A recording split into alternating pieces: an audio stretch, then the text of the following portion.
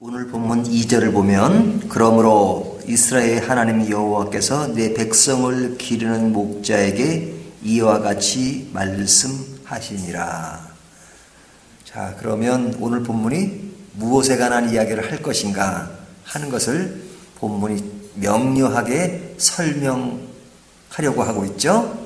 2절 지도자의 문제를 다루고 있다 하는 것을 이야기해 주고 있습니다.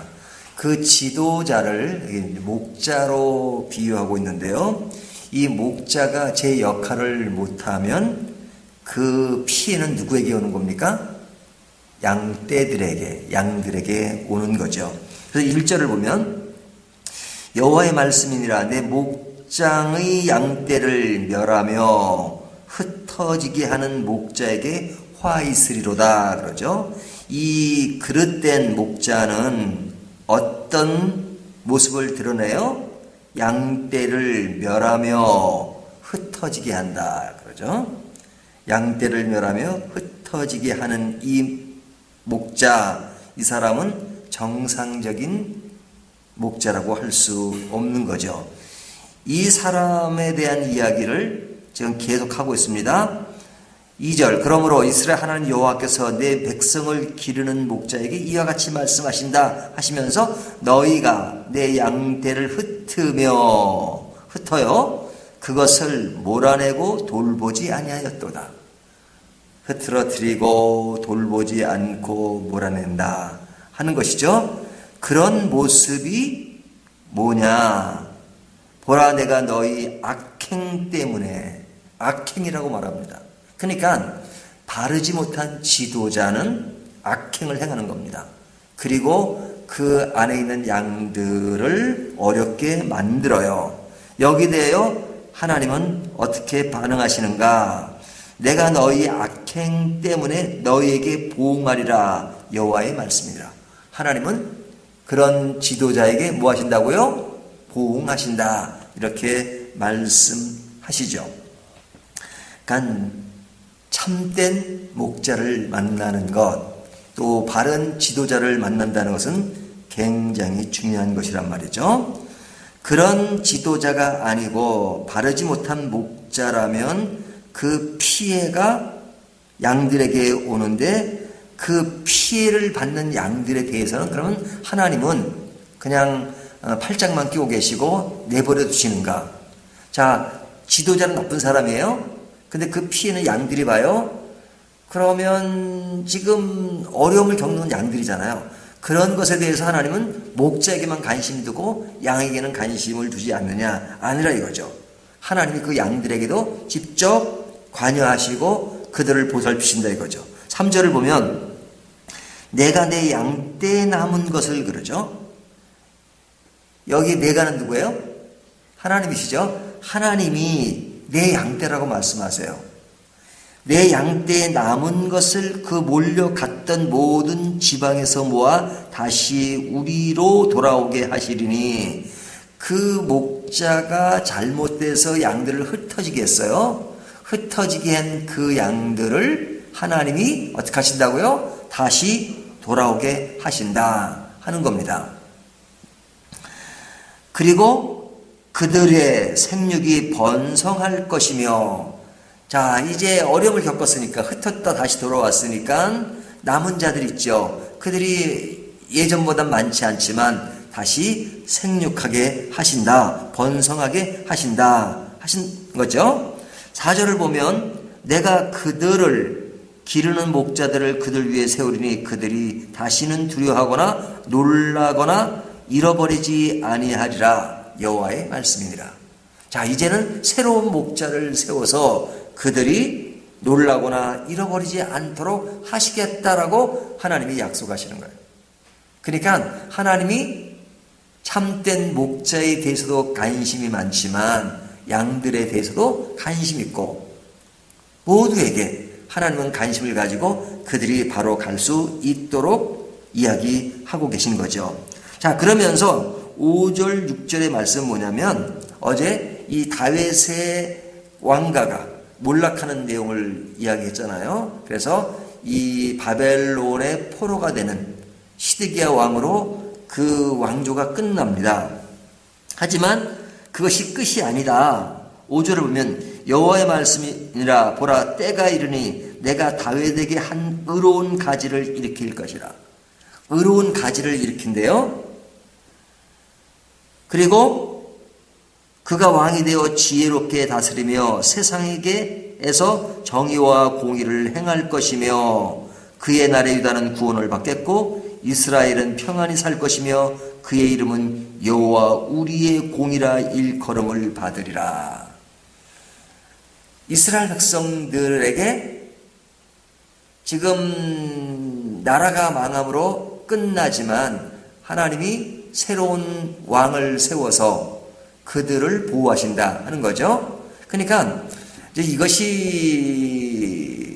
영적 의미를 담고 있어요. 뭐 이미 그것이 무엇을 말하는가 하는 것은 우리가 신구약을 다 알기 때문에 알죠. 바로 예수 그리스도가 오신다는 것을 지금 예언하고 있는 겁니다. 다윗의 후손 예수 그리스도의 오심을 지금 염두에 두고 있는 겁니다. 그래서 그 맥락에서 지금 앞에 지도자와 양가의 관계도 이야기하고 있고 다윗의 왕가도 이야기를 하고 있는 겁니다.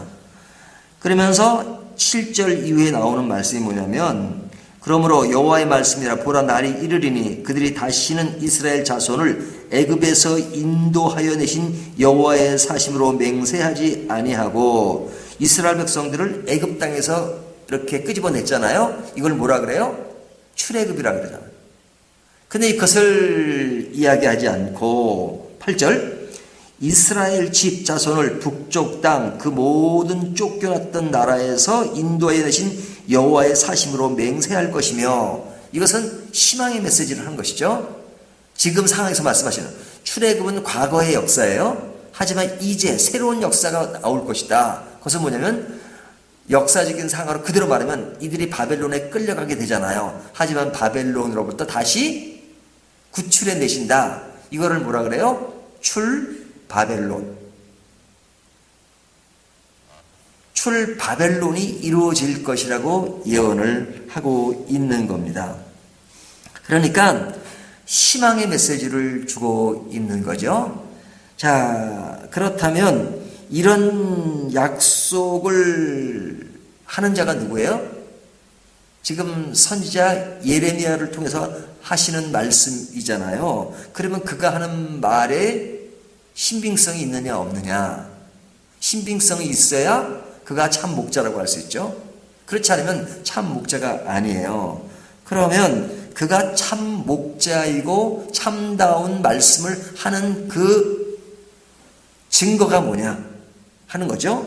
그것이 뭐냐면 오늘 반복되는 말씀입니다. 1절을 보면 여호와의 말씀이니라 그러죠.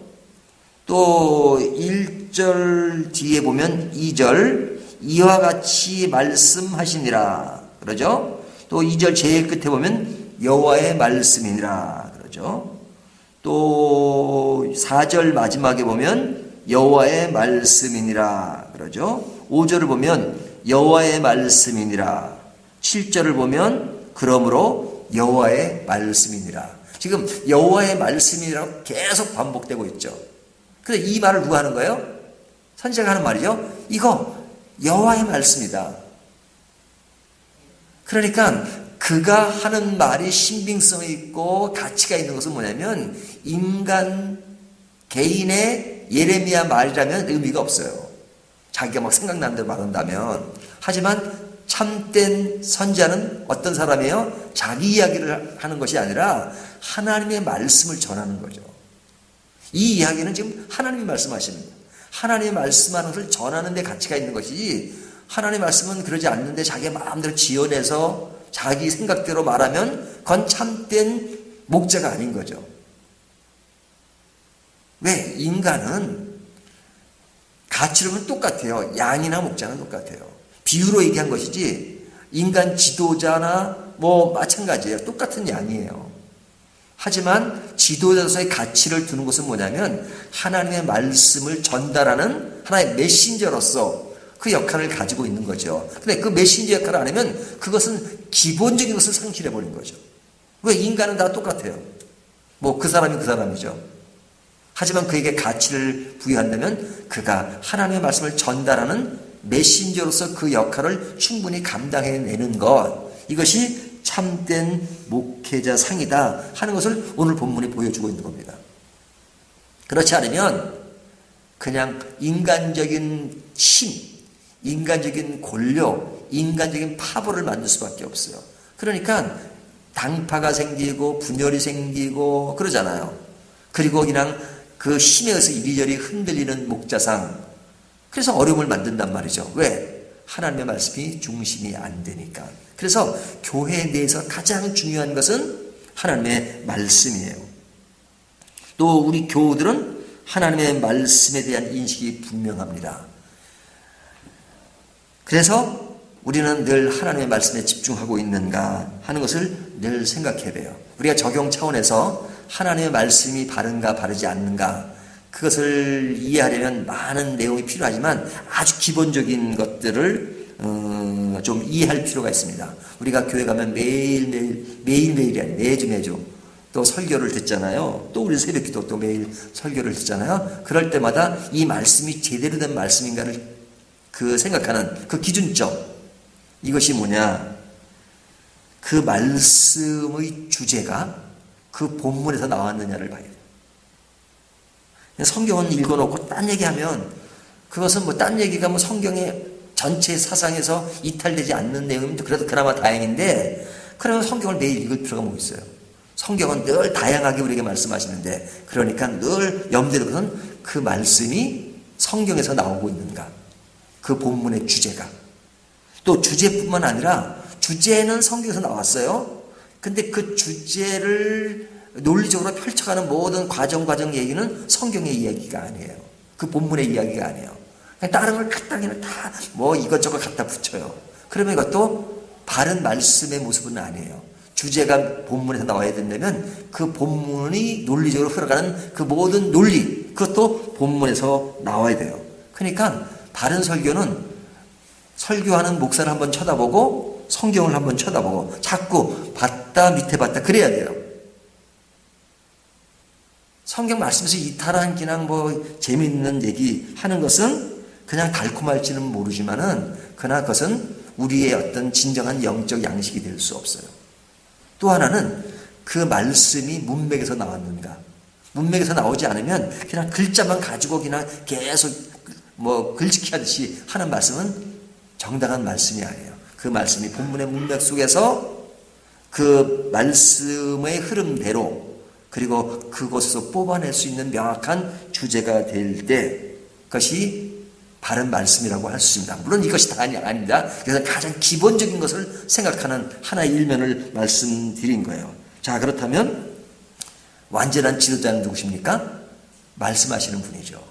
하나님이시죠. 하나님만이 참된 지도자예요. 그러면 인간 지도자는 어떤 자냐? 참된 지도자의 말씀을 전달하는 메신저가 될 때 그는 인간적인 바른 지도자가 될 수 있는 거죠. 그렇지 않으면 그는 참된 지도자가 아니에요. 싹건 목자예요.